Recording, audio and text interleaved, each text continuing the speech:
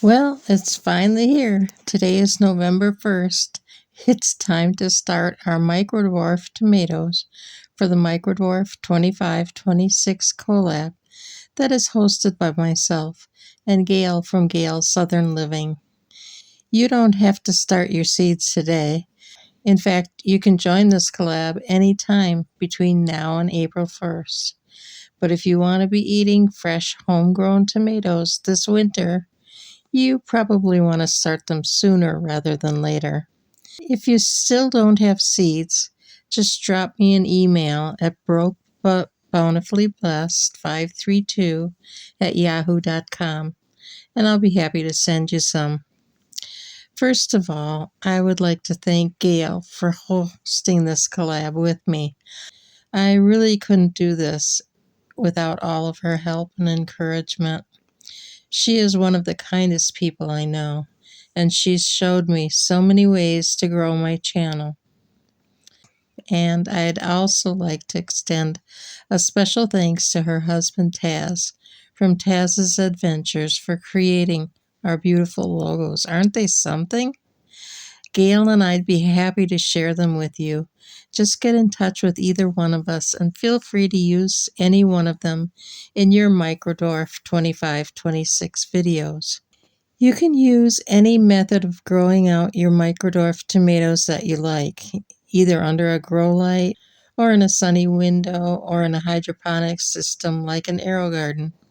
Some varieties, such as Microtom and others, won't even grow out of those, and other varieties will just get a great start in them.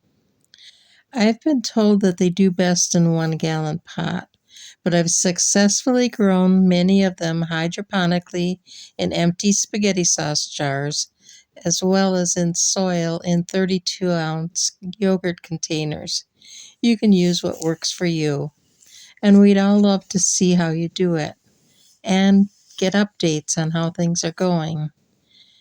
And if you hit a rough patch, we all do, and sometimes sharing that can help others too, or get answers on how to not do that again. I grow some of my indoor plants under grow lights, but some of them are happy in my southern-facing window. And recently, I brought my outside plants inside and put them in my east-facing window. And this week, they blessed me with a dozen ripe tomatoes, and they're just getting started. I can't wait to see where you're growing yours and how you're growing, and your first taste and your harvest updates. You can make as many videos for this collab as you'd like. I hope you come to love these little house plants that bless us with tasty little tomatoes all year round as much as I do. There are some great channels that show other methods, such as Mike's Chaotic Gardening, You Grow Row, and Mr. and Mrs. Tomato Head. I'll leave a link to those in the description, just in case you need more inspiration. Today, I'm going to show how I start my seeds. I use a wicking method. I've tried other methods in the past, but this is what works the best for me. I learned this wicking method many years ago at an African Violet Society meeting. I'm going to start by poking a hole with my soldering pen in the top of each of these water bottles. Next, I'm going to cut the bottle in half right under the label.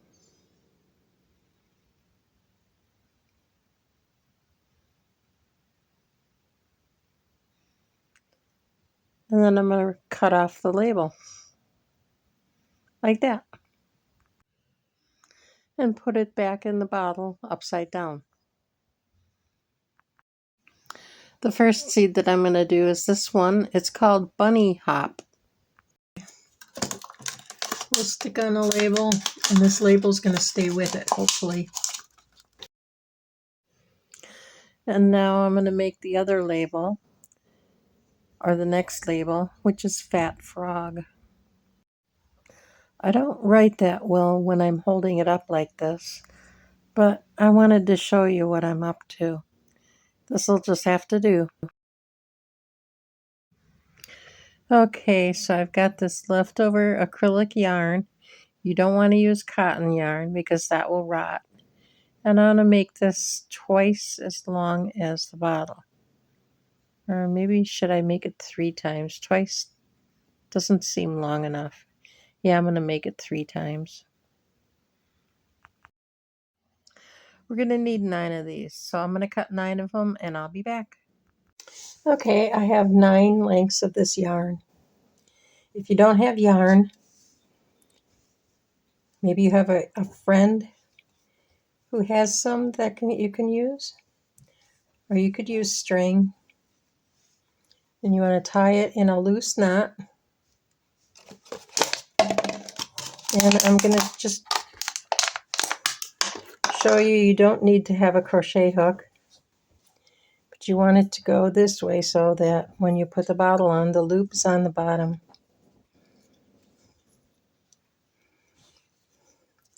I do have a crochet hook which I can use.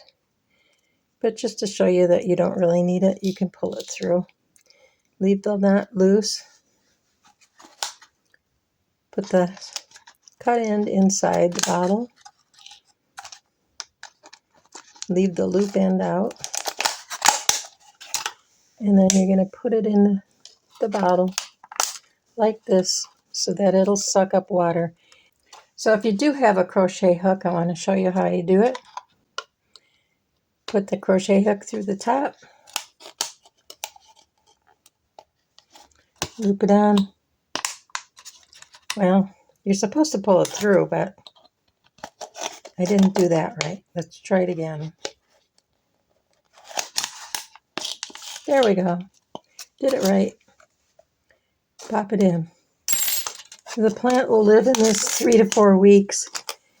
And if you put enough water in there, you shouldn't have to water it at all. And that's the biggest thing for me is when I plant a seed, it either gets too much water and I drown it, or I don't give it enough and it dries out on me. So this has worked awesome for me. Now, if you have one of those little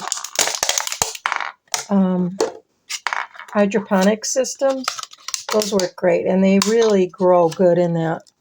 I'm thinking about getting one. I'm hoping to win one, but, well, I thought I was recording when I did the first one, but I wasn't.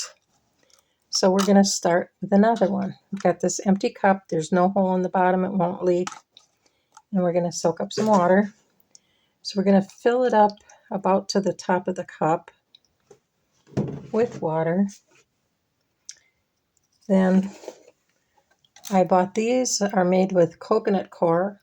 I used to use peat pellets, but they did get moldy, and this does not. So we're going to plop it into the water and watch it grow.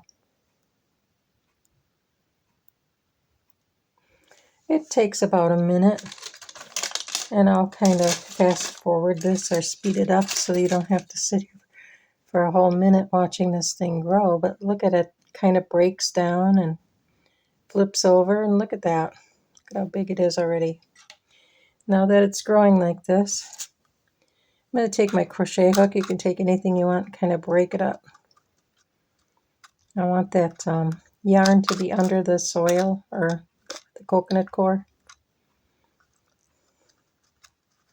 But this works really good for starting seeds because it doesn't get moldy and you don't get damping off.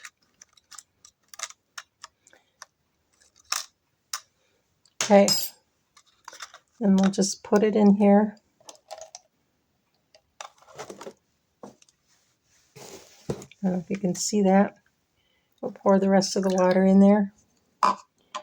In a minute or so, it'll kind of look like this. And that's ready for seed. But I've got 7 more to do, so I'll be back. Okay, now that we're letting the water drip down, I've got another step here. We've got some more water bottles here. And just like before, I'm going to cut it right under the label for this side.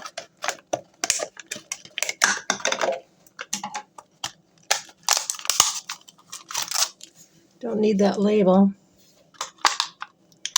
And then we're going to kind of fold that in a little bit and use this to create a little hothouse in there, or greenhouse. Now on the bottom, You can do pretty much the same thing.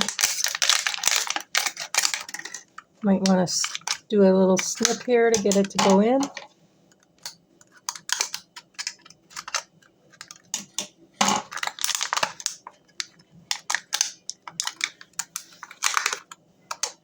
And we'll put them in there. Now this one needs a little hole, so I'm going to have to use my hot gun or my soldering gun and poke a few holes in the top before I use them. We're not going to use them yet because we're going to plant our seeds next.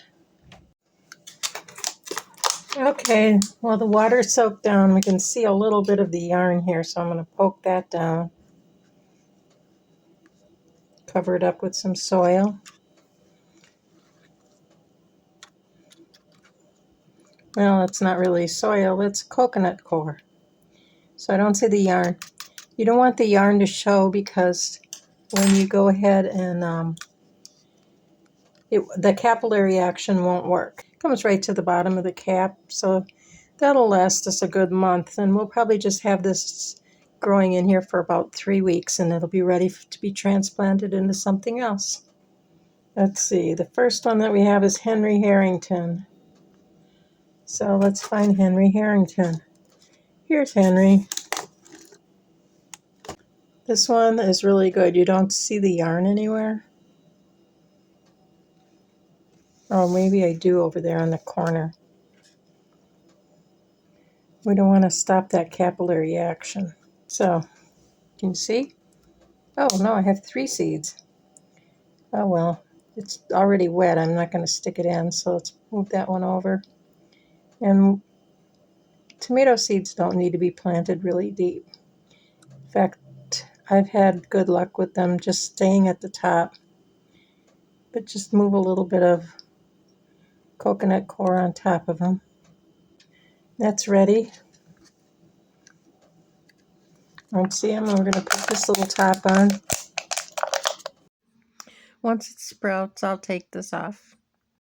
I'll plant the rest and I'll be back. Here they are all planted. We have Henry Harrington, Birdie 1, Deco Tomata, or Tomato, I don't know how to pronounce it, Bonsai, Bunny Hop, Purple Boy,